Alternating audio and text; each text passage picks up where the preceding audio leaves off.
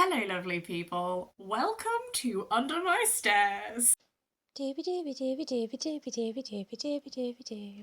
Dooby dooby dooby dooby dooby dooby dooby dooby Sophie vlogs. So, I recently have watched two videos of people sorting out their TBR trolleys. The lovely Ashley at The Untrained Librarian and the wonderful Shan at Storytime. If you like my channel, chances are very high that you'll enjoy both of theirs, so I will link both of them down below so you can check them out. I love a little video where someone just sort of like chats to you. You get an insight into like not just reading taste, because you kind of already know that from like wrap-ups, but like I find it really interesting, like how people organise their books. My friend's sister is doing a PhD that is like in librarianship, and she's doing it on like personal librarianship, and that's just like something that I didn't know existed, and now I'm like super fascinated by. And in watching their videos, I was like, oh wow, this bad boy, unruly. It might look like it is somewhat together. I promise you it's not. Welcome to a different angle. This is Under My Stairs. These are my partner's shelves, as are those, because we don't have enough bookcase space. So this is the overflow bit for my partner. Eagle-eyed amongst you will see there's a lot of like linguistics, history, that kind of stuff going on. Very much behind me. I'm not going to talk about these. These are my stacks. I am supposed to, when I bought this, I said to myself, I will only have as many unread books as fit in this, and that was going to be my thing. That's not the case.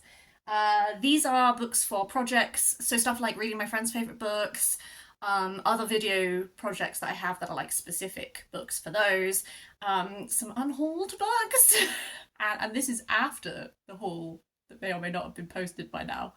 And then books that people have lent me. So these, we're just going to ignore. These are separate to the book trolley. They actually are organised. This, no organisational system whatsoever. At some point there was, now no longer the case. So I have watched both of these videos, seen how other people have organised, and I'm just going to try and put some of that into my chaos. And they need a tidy. There's like nonsense in here too. So I'm going to kick things off with... We're just going to start at the top. We're going to work our way down. My plan of action... Well, before I go into my plan of action, I should say, currently the only organisational structure here is that big hardbacks live on this top one, because sometimes when they go in here, sometimes they get a little bit bashed when you're trying to pull them out and there's other books tightly in. So I think I'm going to keep it with big hardbacks up the top, but I'm going to organise these in some sort of order. And then everything else I'm thinking I might order by sort of either genre or like books that associate well in my brain, because my bookshelves are organised by sort of mood. So like, you know, food writing is all together, sci-fi has a shelf, that kind of thing. So I'm going to try and implement that here.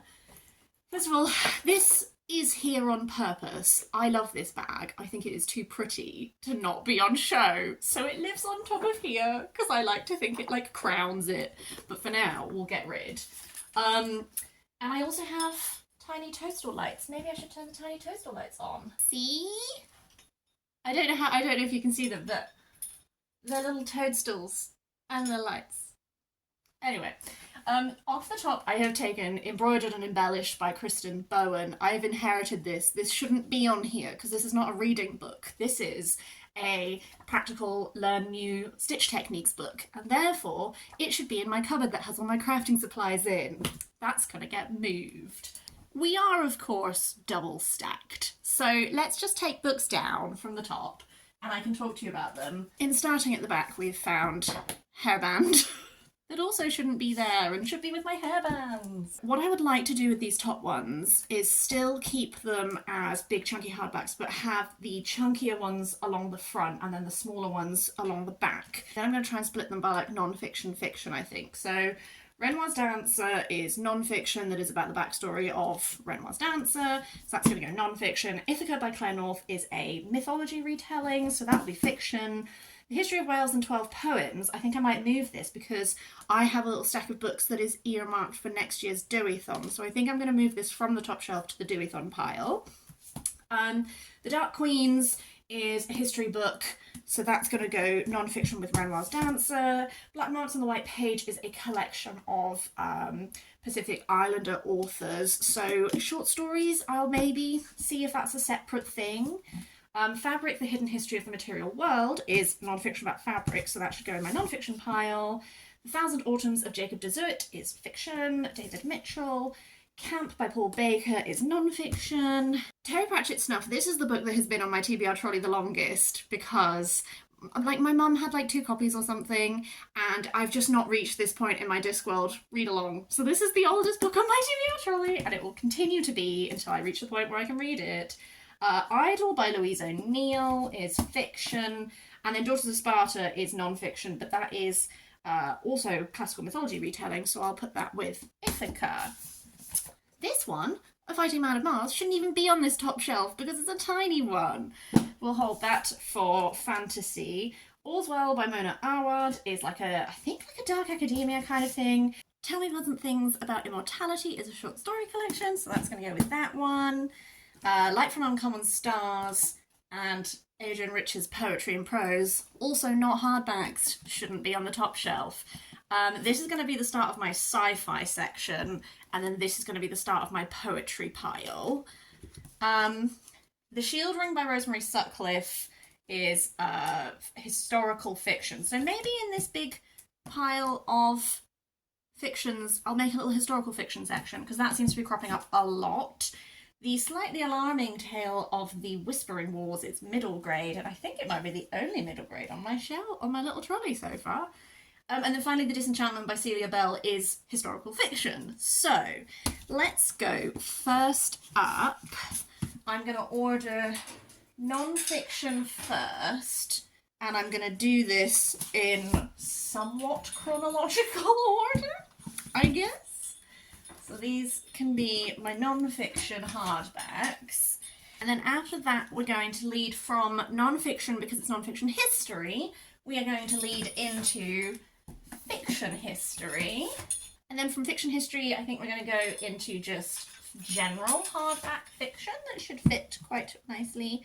These remnants of hardback fiction are going to go behind, along with hardback short stories. And then we'll see if anything else needs to just get wedged up there depending on space. Moving down a shelf. This is such a beautiful little book bag. My friend crocheted me this. These are little strawberries. I'm obsessed. I'm actually so obsessed that I don't use it very much because I worry that I will dirty it because it's so pretty, but I probably should. Maybe that could live in my crafty thing as well. I have some graphic novels. I'm okay with them sitting on top of a shelf because they don't really stand up very well, so that's fine. I'll just go down a shelf as well. And then on top of the bottom shelf is overflow books. So this is a big illustrated Terry Pratchett book. It also doesn't sit very well in the actual thing, so I think these are going to stay as their own thing and they will just sit on top of a shelf. The Heroides by Ovid is sort of separate because me and my partner are hoping to do like a buddy read of this quite soon because we accidentally both have copies.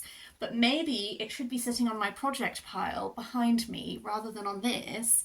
And then The Language of Food is because it had been in my July-August TBR, but I think I'm going to run out of time to read it. So I think this one's just going to enter back into the general circulation, which means I'm going to group it by historical fiction. Could it be by hardback historical fiction, you ask? Maybe it should be. Oh my god, I'm already doing it badly. Let's look at that. Let's look at how that sits. Like, yes, it fits, but then what goes here? Nothing. Okay, well, maybe this is going to go behind then. Most of this is absolute chaos. We're just going to go for it. I can already see this is my armband to Bristol Pride. I don't know why it's in my book trolley. This is a lovely little felted bookmark that I really like. But again, why isn't it in my bookmark jar? I ask these questions to you. So, we're just going to pull everything out and I will just tell you about things as I organise them into piles. So, Power is a sort of sci-fi dystopian like short story collection, but therefore, does it go in my sci-fi section or does it go in short stories? Maybe genre, because if I was shelving this, I don't have a short story shelf, I have a sci-fi shelf. So that's going to go on the sci-fi pile. The Perfect Nine. I don't know how to categorize this. Maybe a modern classic. It's a Nui Wathiongo who I talk about all the time because I'm really enjoying exploring his work. So maybe I'll have like a modern classic sort of section. The Wandering Fire and the Darkest Road are books 2 and 3 from the Fionavar Tapestry, so that is high fantasy. So that's going to go with Edgar Rice Burroughs as sort of like classic fantasy. The Yield is by an Indigenous Australian author. This is looking like land rights and that kind of thing. I do actually have a few books that are from Indigenous perspectives, so maybe I make a section that is that. Briefly, A Delicious Life falls into sort of historical fiction, but then also I kind of have a craving for like books that when you read the description, you're like, that's a really weird description. So it's also kind of walking into weird books territory. Maybe for now this will just be the start of my historical fiction section. And then Longthroat Memoirs is Nigerian food writing. So I'm going to make a food writing section too. The Mistress of Paris is the same author as Renoir's Dancer, so this is non-fiction history. Funeral Games by Mary Renault, this is Alexander the Great, so this is going to go historical fiction. The Bedlam Stacks by Natasha Pulley is, again, this is where we get wibbly wobbly because it's kind of historical fiction, but also it's kind of like a little bit fantastical, magical. So would it be fantasy? Maybe we'll just go, maybe I'll keep this as historical fiction pile and this is like historical but with magical details. Subgenres, eh? Romance of Tristan is a medieval classic, so that's going to be a whole separate pile, like Penguin classics kind of thing, as opposed to modern classics. Oh god. Children of Jocasta is, again, this is a classic ancient Greek retelling, so that's going to sit with Funeral Games. Gwen and I Are Not in Love is it's a romance, but it's described as like it's comped to A Knight's Tale a lot. So perhaps this goes with this section that is kind of historical, but also not. The Lays of Marie de France is medieval classics. So that's going with them. Private Lives of the Saints is non-fiction history, so that can go with that section. Margaret the First is a fiction. This is historical fiction that is focusing on Margaret Cavendish. I'm separating my historical fiction into classical history and then not classical history. I don't know, we're going to come back to historical fiction, I feel. I never realised that it's such a big genre of mine until I do stuff like this and I'm like, oh yeah. Unknown language. I don't know how to categorise this because this is like Hildegard of Bingen, but also posited in like a strange new landscape. Like, I don't know. This is going to go with weird history. This is going to go with Briefly a Delicious Life. That's how we're going to do that one. I'm going to take this first row off. You can see like the chaos that is just everything else that gets like shunted into the back where there is space. Which I admit is not the best form of organising, but like, you know, there's only so much space available in the world. So in this we have Elizabeth and Her German Garden. This is a classic, but it is maybe more of a contemporary classic because it's not from that long ago. Blind Spot is non-fiction about navigating blindness in a seeing world. I think I'm maybe going to make like a separate non-fiction section that is not historical, but is just non-fiction. Wizard of Oz, this is going to go with like my sort of like modern classics, I guess. Alexander, Child of a Dream, that's solidly classical historical fiction because it's Alexander the Great. Daphnis and Chloe by Longus. Maybe I put this in that classical section even though it is not classical. Or do I put it with my medieval classics? Where does this go? This is why I don't put an organisational system, because you're like, how? I don't know. I'm going to put it with classical stuff, I think. Kenilworth is going to go with classics. The Penultimate Truth, this is sci-fi, so that can go in the sci-fi pile. This is a non-fiction book about the life of Rubens, the painter. So this is going to go with my historical non-fiction. Ian Forster, The Longest Journey is going with like more modern classics. It's not like modern, but you know. And now we reach a point that does have a small bit of organisation. These 3 books are all bookmarked for Deweython, so I'm going to combine it with this poetry. So this is Telling Tales by Patience Agabi, we have Welsh food stories, and we have some Jasper Fforde. So that's a little sneak peek into next year's Deweython TBR. Remembering Our Intimacies is non-fiction. It is looking at sort of like Hawaiian political identity. So this is just going to go in my like general non-fiction section. The word for world is forest. That's sci-fi. 40 Lost Years. Now she is a poet, but this is not poetry. This is a translation to Catalan. So maybe this is going to go in contemporary classics, because I know that in Catalan literature she is very, very well regarded as a poet. So that's what we're going to do with that. And now I move on to my absolute bottom shelf, which you can't really see. So I'm just going to like pull up clumps of books out and then we're going to talk about them. I'm already noticing a book that shouldn't be here based on my own organisational system, but we're going to get to that in a minute. So Shirley by Charlotte Bronte. This is a classic. That's going in the classics pile. Homegoing by Yaa Gyasi is, I know that this is a sort of multi-generational family story. I do read a lot of those, but I don't know if I have any others currently in order to shelve that with them. Maybe this is just going to go on its own for now, and we'll figure out if anything else lives with it. Whose Body? This is a murder mystery. We're going to make a murder mystery pile, although I don't know if I have any others. Jane Austen at Home. This is historical non-fiction. That goes in that pile. Seamus Heaney is poetry, so that can go to the poetry pile. Svetlana Alexievich. This is non-fiction history, so that's going to go there. Certain Dark Things is like Mexican vampires, so that's going to go in the sci-fi section. And then Beowulf, a new translation, is going to go with my medieval classics, actually, even though it's not medieval. But, you know, we're going to make it work somehow. So, a small tea break. Now, continuing onwards. Oh no, everything is falling over. Everything is falling over. So, we have Njál's Saga. This is an Icelandic epic, so I am going to put it with the medieval classics next to Beowulf, although I know this is not medieval. But when I put them on here, I'll organise them, but they'll just live together. That works. Pre-Raphaelites in Love. This is, I mean, it's non-fiction art history, but it's non-fiction history, so it's going in that file. The Rattle Bag by Seamus Heaney and Ted Hughes is a poetry anthology, so that's going in my poetry section. We do have more murder mysteries. This is Naomi Marsh. I buddy read A Man Lay Dead with Olivia Savannah at Olivia's Catastrophe and had a great time.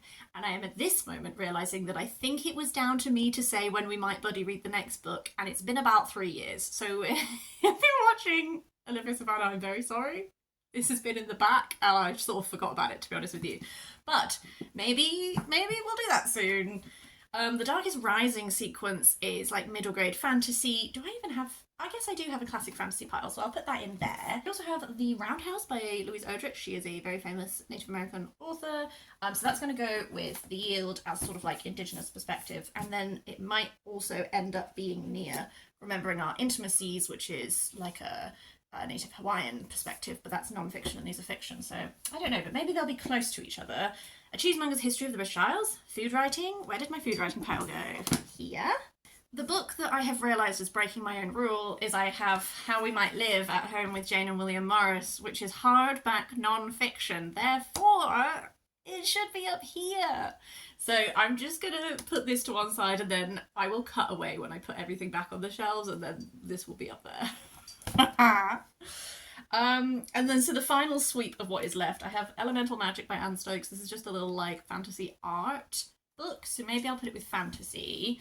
Super Infinite is about John Donne, historical non-fiction. Wow, I'm really realising what genres I have lots of. The Little Stranger by Sarah Walters. This is another Deweython contender, so that's going to go in the Welsh pile. The End of Night Work is weird historical fiction, so that's going in the weird historical fiction pile. When I Sing Mountains Dance, I picked this up because I thought it sounded cool. I don't really know what sort of genre this is, so maybe we just go weird, but I don't think it is that weird. I think I just don't know where to put it. Penultimately, we have The Once and Future King by T.H. White. I think I'm going to put this. Is this fantasy or is this modern classic? I'm going to go fantasy because I will put it next to The Darkest Rising sequence because they are both children's anthology thing. They're both like a collection that are Arthurian inspired, so I think they'll live next to each other. And then finally, we have Meetings with Remarkable Manuscripts, which is a non-fiction manuscript. So this is super interesting already to see what I've got a lot of, what I think I read a lot of but don't have any in here. What I think I might try and do is organize somehow by what is most likely to be read recently. So, stuff like the Deweython books, because I'm not looking for them until next March, I think these might go back level. And then stuff like historical non-fiction or historical fiction that I clearly am in a big mood for because I keep buying them, that's all going to go front out so then I can see them easier because that's what I'm obviously reading a lot of right now. So what I'm going to do is I'm going to stop recording, I'm going to put some books back on, and then I'll just show you what it actually looks like now it's nice and tidy. Okay, so I've done all the organising. I don't know if it actually looks any better to you, but I feel better. So I have reshuffled this in order to put the William Morris book here, so then we have non-fiction history hardbacks, historical fiction hardbacks, and then round the back are the rest of the hardbacks in those little groupings.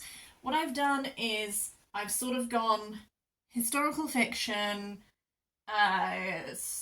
going into like weird historical fiction that I don't really know how to categorize, and then I've sort of included this little section sort of to group some of the like indigenous perspectives together, but then also just stuff like including some sort of like modern classics, and then when you go round to the side, behind these, I have sci-fi on this side, I have fantasy on this side, and I have my little murder mysteries in between because space.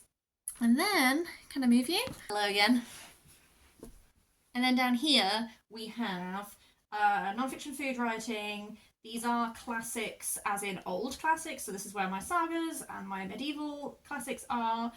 Going into historical non-fiction, and then round the back is where we have my Deweython books on this side. I have just had to put these on top so that they fit somewhere.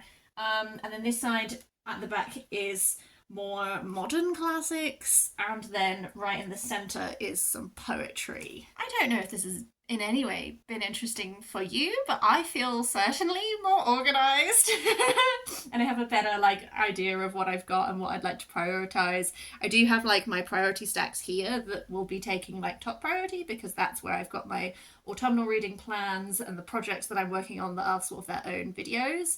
But now that I'm coming back to here and looking at doing TBRs for readathons and stuff like this, I feel like I've got a much better sense of how everything is organised. Obviously, this will need to be redone when I incorporate this little stack of books that needs to be filmed as a whole, but that's a future problem that I'm not going to worry about right now. Thank you for joining me on this odyssey. I hope that it has in any way been interesting. I would really love to hear how you organise your books. Do you have any organisational system? Do you do theme? Do you do like how does that all work for you? Do let me know. I find it strangely interesting. But otherwise, I hope you're having a really, really lovely day. And I will see you next time for something completely different. Don't know what it's going to be. Look forward to finding out.